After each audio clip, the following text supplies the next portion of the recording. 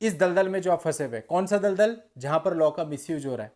हम इस चैनल पर रेगुलर बात करते हैं लॉ के मिसयूज की, और हम रोज इस चीज को प्रैक्टिकली फेस भी करके आते हैं, देखते हैं कि किस तरह से वर्क हो रहा है। और बड़ा दुख भी होता है कि कैसी व्यवस्था चल रही है। बहुत ही कम मामले ऐसे होते हैं जिसमें जेन्युइनली कोई डिसीजन आते हैं। अब दोस्तों यहां पर जो वाइफ है, वाइफ अपनी तरफ से कुछ मुकदमे फाइल करती है और हस्बैंड के पास एक ही ऑप्शन होता है कि वो डाइवोर्स फाइल करे। अब मेरा एक आर्ग्यूमेंट था तो उसमें बोले कि आपने तो डाइवोर्स फाइल कर दिया है। भाई मेरे पास कोई 498 जैसा हथियार थोड़ी है जो मैं उसको यूज कर लूंगा। मेरे पास है क्या? या तो मैं डाइवोर्स फाइल करूंगा या सेक्शन 9 फाइल करूंगा। अब शादी के 7 साल के बाद मैं सेक्शन 9 तो फाइल करूंगा नहीं, जबकि आप मेरे पूरे परिवार पर मुकदमे डाल के बैठी हैं। सीधा सा लॉजिक है, यही बात मैंने वहां पे बताई। तो हस्बैंड के पास उपचार क्या है? जो है वही तो करेगा, और जब रहना संभव नहीं है तो वो डाइवोर्स ही फाइल करेगा।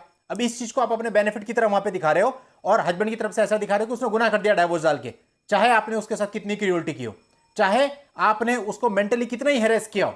ऐसे दोस्तों एक चीज होती है जहां पर वाइफ अपने हस्बैंड को यह कहती है कि भाई तू अपने माँ बाप और मेरे में से एक चुन ले, और यदि मेरे साथ रहना है तो मेरे को अलग घर दिला, वहां पे मेरे साथ रह, अपने माँ बाप को छोड़ दे, चाहे वो कैसी भी परिस्थिति में हो। और शायद कोई भी माँ बाप अपने बच्चे को इस दिन के लिए नहीं पालता कि वो उसको छोड़ के चल जाए, और शायद किसी बच्चे के लिए भी पॉसिबल नहीं है कि अपने माँ बाप को 60 साल की एज में छोड़ के चला जाए।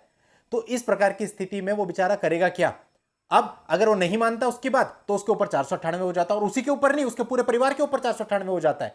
सबको पता है, मान्यों को भी पता है, लेकिन फिर भी कुछ होता नहीं है इसमें। फिर भी ये कहा जाता है कि अलग रहने का तो इसके पास पर्याप्त कारण विद्यमान है। जब मेंटेनेंस पे बात होती है, मेंटेनेंस के मामले में हमसे कहा जाता है कि आप साबित करो कि इसके पास पर्याप्त कारण नहीं है अलग रहने का। अरे आप उससे कहिए ना कि वो साबित करे कि उसके पास पर्याप्त कारण है अलग रहने का। वो कह रही है मारपिटाई हुई, हम कह रहे हैं मारपिटाई नहीं हुई। तो दोनों की स्टेटमेंट ही तो है, वो भी तो खाली स्टेटमेंट ही दे रही है, हम भी स्टेटमेंट दे रहे हैं। उसके स्टेटमेंट को आप मान रहे हैं, हमारे को नहीं मान रहे हैं, और आप ये कह रहे हैं कि उसके पास तो पर्याप्त कारण है क्योंकि उसने भी पिटीशन में लिखा हुआ है कि उसके साथ मारपिटाई हुई। Is it logical? और डेली अलग अलग जगहों पर हमें इस प्रकार की चीजों को फेस करना पड़ता है। एक लाइन खींच के बैठे हैं कि बस इस लाइन पे काम होना है, इसी लाइन पे काम होगा, फिर जाए बंदा हाई कोर्ट में, जाए सुप्रीम कोर्ट में, चाहे उसकी कैपेसिटी है या नहीं है। अब दोस्तों यहां पर भी एक ऐसे मामला था जहां पर जो पति था उसने अपनी तरफ से डाइवोर्स की पिटीशन फाइल करी थी, फैमिली कोर्ट ने उसको डाइवोर्स ग्रांट भी कर दिया था। अब जो वाइफ थी वो इस मामले में अपील में आई थी। अपील में जब मामले की परिस्थितियों को देखा गया, वहां पे फैक्ट्स देखे गए, तो पता चला कि जो वाइफ है वो हमेशा उसको ये कहती थी कि मैं अपने माँ बाप को छोड़ करके मेरे साथ अलग रह ले। अब कोर्ट ने माना ये हमारा इंडियन कल्चर नहीं है पहले तो, और दूसरा जो पुत्र है उसका अपने माँ बाप के प्रति रिस्पॉन्सिबिलिटी है। किसी के माँ बाप, और देखिए बुढ़ापे में हर किसी को कुछ ना कुछ बीमारियां, और कई बार तो सीरियस बीमारियां होती हैं, और नहीं भी है तो भी माँ बाप को किसके सहारे छोड़ के तुम्हारे साथ जाएगा।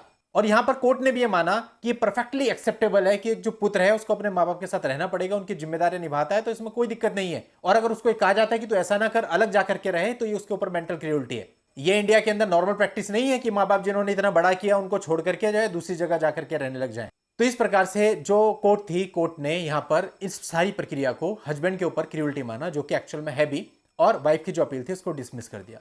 तो दोस्तों बात सारी ये है, लेकिन बात है कि इन सारी प्रक्रियाओं में टाइम बड़ा खराब हो जाता है। तो जो चीजें कई बार ऐसा होता है प्राइमा फेसिया दिख रही हैं, उसके ऊपर भी अगर आप हस्बैंड है तो आपके फेवर में डिसीजन नहीं होता। पता नहीं क्यों, ये बात हमारे समझ में नहीं आती। कितना प्रेशर पड़ता है ये लिखते हुए कि हस्बैंड की कोई गलती नहीं है। इवन ऐसे ऐसे मामले मेरे पास रहे हैं जहां पर वाइफ ने पर्टिकुलर एक इंसिडेंट दिखाया कि इसने ऐसा मारा पीटा, क्रूरटी करी, और मेरे को घर से निकाल दिया, और हमने यहां तक डॉक्यूमेंट्री एविडेंस दे दिए कि जिस तारीख पे बता रही है इस तारीख में किसी पर्टिकुलर जगह पे था, यहां पर था, ये मेरा रिकॉर्ड है। उसके बावजूद भी माना, सभी तथ्यों को देखते हुए ऐसा लगता है कि उसके बाद अलग रहने का पर्याप्त कारण है।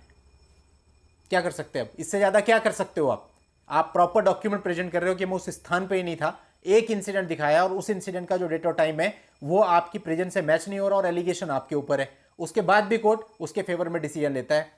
तो ये समझ से परे। और सिर्फ इतना कहा जा सकता है कि इन्होंने एक धारणा बनाई हुई है कि पत्नी की तरफ से मेंटेनेंस की पिटीशन आई तो उसे अलाउ ही करना है, जबकि कायदे से हर चीज को मेरिट पे देखा जाना चाहिए, किसी के साथ भी अन्याय नहीं होना चाहिए। और मान्यों को भी ये देखना चाहिए कि अगर वो चेयर पे बैठे हैं तो पूरी दुनिया उनसे बहुत कुछ एक्सपेक्ट किए हुए है।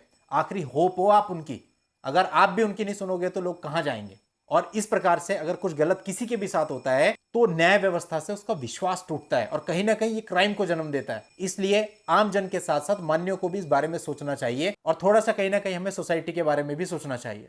और दोस्तों आप लोगों की हेल्प के लिए इस मामले का लिंक आपको इस वीडियो के नीचे डिस्क्रिप्शन में मिल जाएगा, वहां जाकर आप इस पूरे मामले की जानकारी ले सकते हैं। आज की इस वीडियो में इतना ही। नेक्स्ट वीडियो में नई जानकारी के साथ मैं आपसे फिर मिलता हूं, तब तक के लिए good bye and thank you for watching. Take care.